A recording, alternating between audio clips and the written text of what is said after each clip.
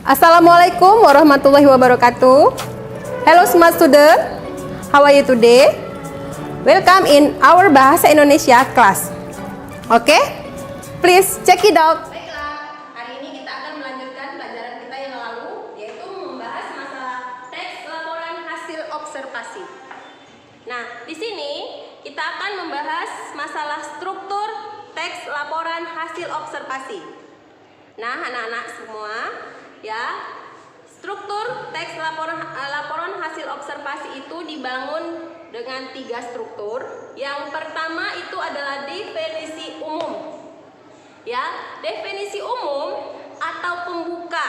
Nah, di sini anak-anak semuanya, maksudnya itu adalah definisi umum itu di pembuka inilah kita memperkenalkan apa-apa yang telah kita observasi, ya, apa-apa yang telah kita lakukan atau kita melakukan percobaan tersebut atau penemuan ataupun penelitian tersebut.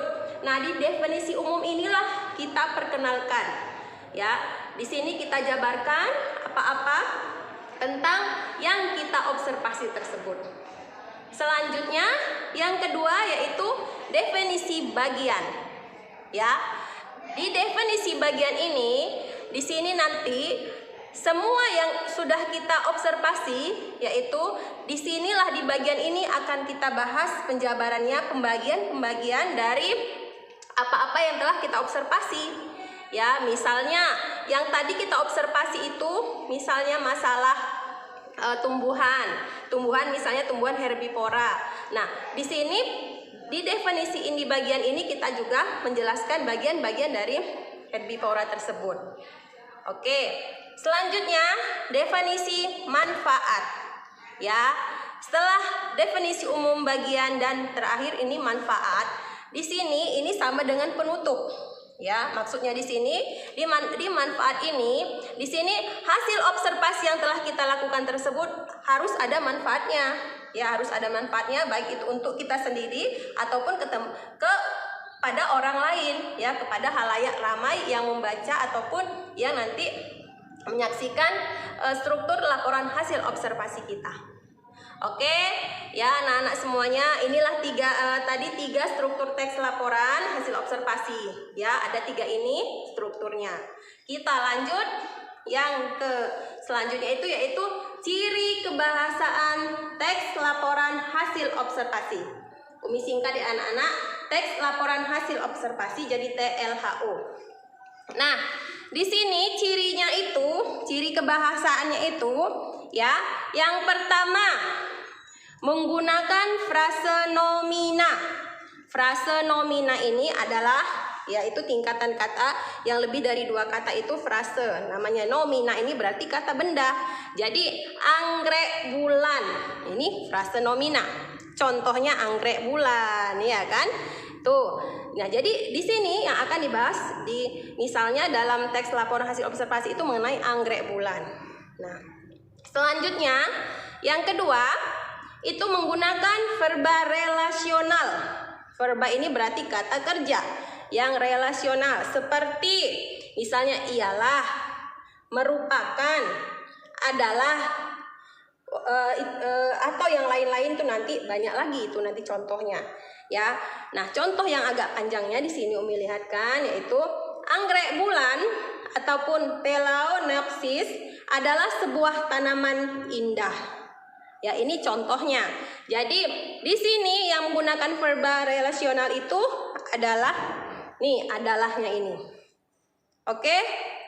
Nah, itu kita lanjut lagi yang ketiga yaitu menggunakan verba aktif. Verba aktif berarti kata kerja aktif alam untuk menjelaskan perilaku, seperti perilakunya itu seperti ya bertelur.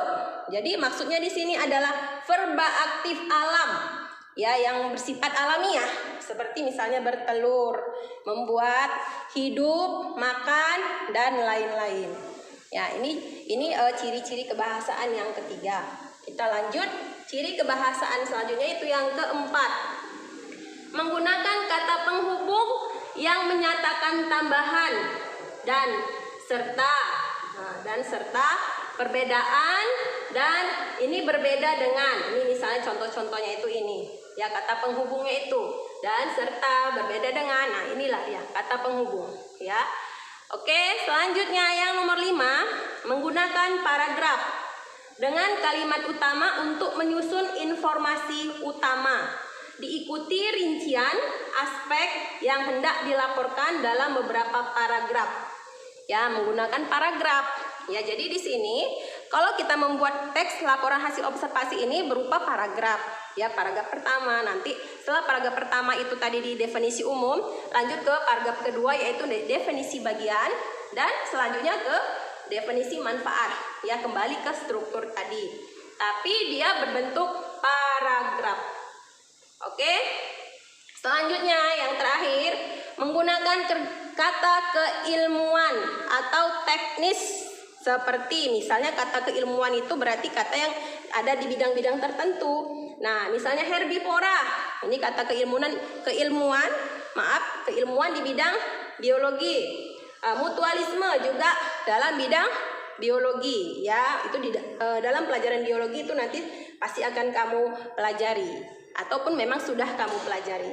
Nah, ini dia ada 6 ciri kebahasaan dari teks laporan hasil observasi. Ya, kamu perhatikan bagus-bagus apa ciri-ciri dari kebahasaan tersebut. Nah, selesai itu kita lanjut yang selanjutnya yaitu menyusun teks laporan hasil observasi. Menyusun teks laporan hasil observasi. Nah, di sini ya syarat-syaratnya kita untuk menyusun teks laporan hasil observasi tersebut yaitu yang pertama memiliki susunan struktur teks yang urut dan lengkap. Ya, kita harus memiliki atau menyusunnya itu dengan struktur yang urut. Urutan-urutannya itu dari tahap pemula, selanjutnya dan sampai tahap penutup, kembali ke struktur tadi. Ya, selanjutnya dalam struktur teks tidak ada kesimpulan. Maaf ya, tidak ada kesimpulan dan penutup. Nah, jadi di sini tidak ada kesimpulan dan penutup dalam pembuatan teks laporan hasil observasi. Ya, misalnya tidak ada itu yang penutupnya itu atau kesimpulannya itu tidak. Itu hanya berupa hasil observasi apa yang telah kita temukan, itulah yang kita laporkan. Selanjutnya yang ketiga, di dalam teks tidak ada opini dan dari penulis. Tidak ada opini. Opini ini sama dengan pendapat. Tidak ada pendapat dari penulis. Ya, tidak ada pendapat. Jadi ini bukan pendapat kita yang kita lakukan, tapi sesuai dengan pengamatan, ya, penelitian, observasi kita. Itulah yang kita tampilkan, ya. Tidak kita kalau opini kita berarti kita bisa mengada-ada, kita bisa membuat apa saja menurut kita. Nah, di sini tidak.